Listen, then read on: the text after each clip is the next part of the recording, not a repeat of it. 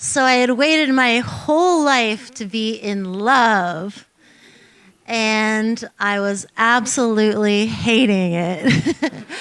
I mean, don't get me wrong, at first it was fantastic, but the problem was no one had ever taught me like how to be in love. Like, after the guy gets the girl in the movie with some grand romantic gesture and like the whole high school stands and applauds and he whispers something witty into her ear as they slow dance and the credits roll, like, then what?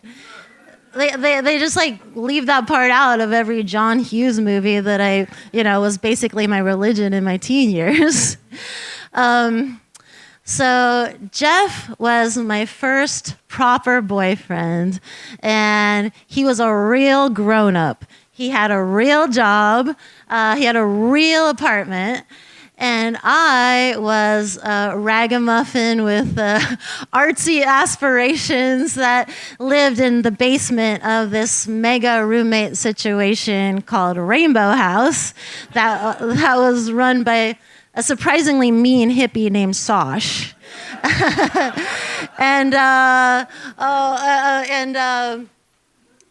just dove deep into love. I was just confident that everything would be perfect, just like it was in the movies. Because, like, what could these socioeconomic factors and our differences matter? We were in love. As summer faded into fall, we baked pies for Thanksgiving, and we went home in the snow to visit his parents, and it was just like a seasonal montage in a romantic comedy, picture perfect. But then, as the weather warmed and the snow melted, the rickety underpinnings of this thing that we were building together started to show, and I started to realize they weren't quite as stable as I had imagined. And then one day, he committed the egregious error of asking me for a night to himself, likely to do some grown-up business that I could scarcely have been able to comprehend. And rather than allowing him to go do his thing and, circle back when he was ready to connect, as I would now know how to do after years of therapy, I instead clung to him like a drowning woman in the ocean. I had oriented myself towards him as my North Star, and I now had no idea, how to navigate without him. I clung to him desperately, and the more that I flailed in anxiety and desperation, the more he started to withdraw. And this initiated an unhealthy cycle, which my 20-year-old self had no idea how to de-escalate. So he started to not answer my calls every single time. And it started to not be a given that I could sleep over at his comfortable apartment rather than tiptoeing down the steps to my basement crash pad, hoping to not encounter Sosh, who was always eager to give me notes on how I wasn't adequately contributing to the culture at Rainbow House. I had no idea how to deal with this sudden chill in the air. I was just completely lost and, completely crushed. I just had no idea what to do. I tried to distract myself, have some sort of life outside of him, and in an effort to bide my time in between the nights when he would deign to hang out with me and I could bask in the glow of his inadequate attention. I signed up for a 3-week-long free meditation course that was run by a really nice couple that may or may not have been recruiting for their cult. But that was okay because it was meditation-based and that was nice and it was free. So I had high hopes, of course, that I would rapidly ascend to enlightenment after the first class. But unfortunately, all I did was just fidget and wriggle and wrestle with my obsessive thoughts about Jeff. And even though I went home and faithfully did my homework of starting like a home meditation practice,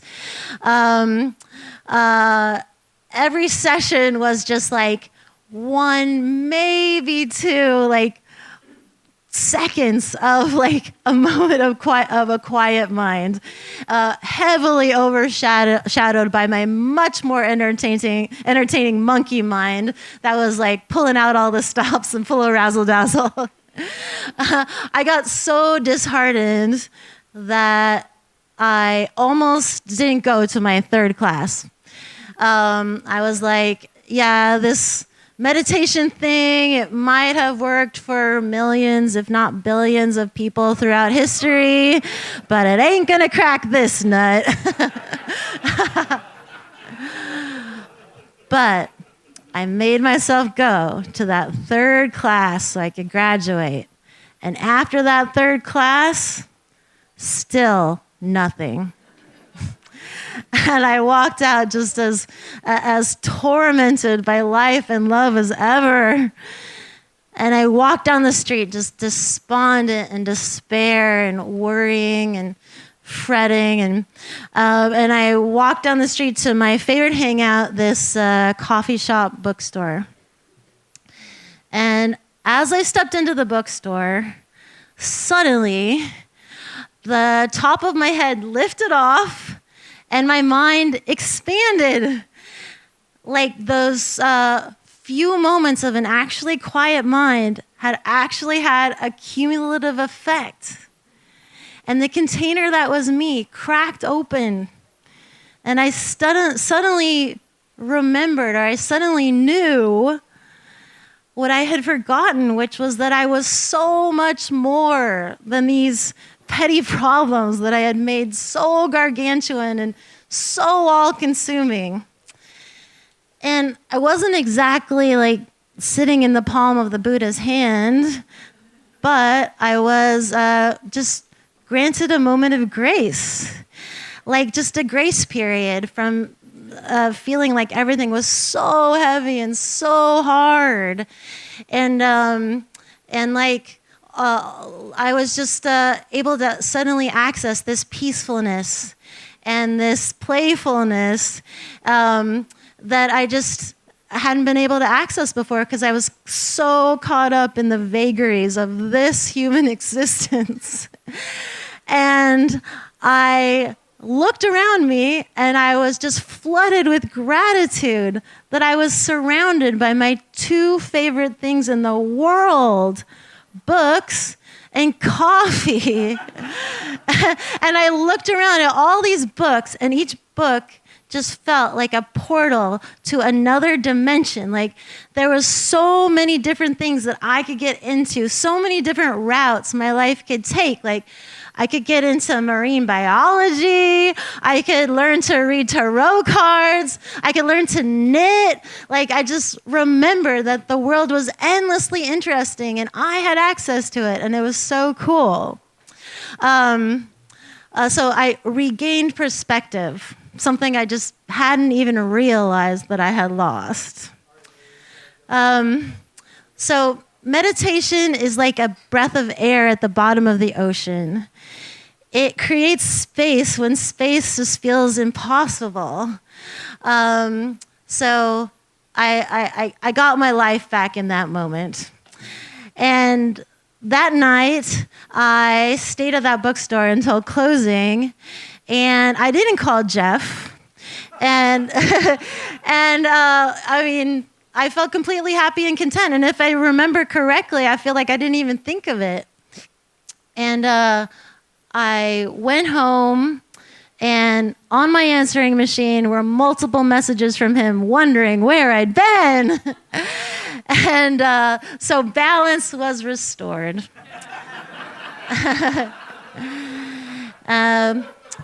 So that summer, as we inevitably parted ways, I didn't cling. But instead, I just felt gratitude for the experience, and I felt grateful to him for all I had learned on how to be in love. And the next time I fell in love, I still dove in deep, but I always knew where my next breath was coming from.